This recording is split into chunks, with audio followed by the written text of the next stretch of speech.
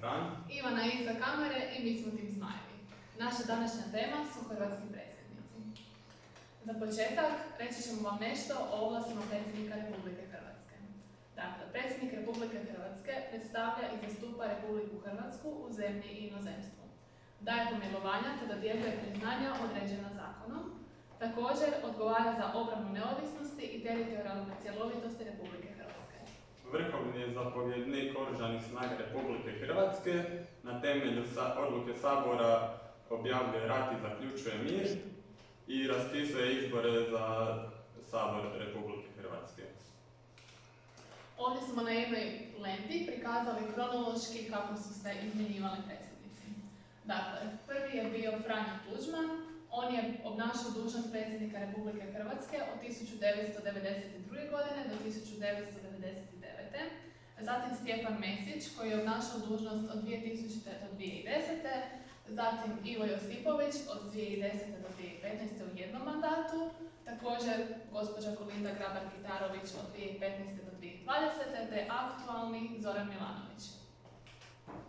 Franjo Tuđman, prvi hrvatski predsjednik, osnovao je HDZ, utemeljitelj moderne Hrvatske države, rođen je u Velikom Trgovišću i diplomirao je povijesne znanosti na Filozofskom fakultetu Sveučilišta u Zagrebu.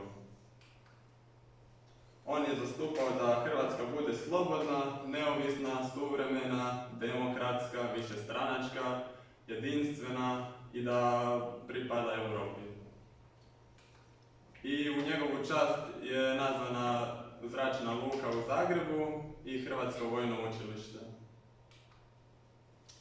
Stjepan Mesić rođen je u Orahovici i diplomirao je na Pravnom fakultetu Sveučilišta u Zagrebu. Važno je napomenuti da je tijekom njegova mandata Republika Hrvatska postala članicom NATO saveza. Također, on je u sva dva mandata pridonio vanjsko-političkom otvaranju Hrvatske i normalizaciji odnosa sa susjednim državama. Ivo Josipović, rođen je u Zagrebu, hrvatski pravnik, skladatelj i političar. Tijekom njegovog mandata Hrvatska ulazi u Europsku uniju 1.7.2013. i to je to.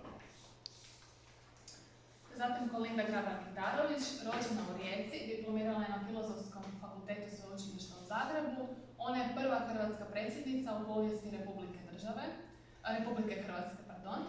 Također, ona je prva žena u povijesti NATO-a koja je obnašala dužnost pomoćnice glavnog tajnika.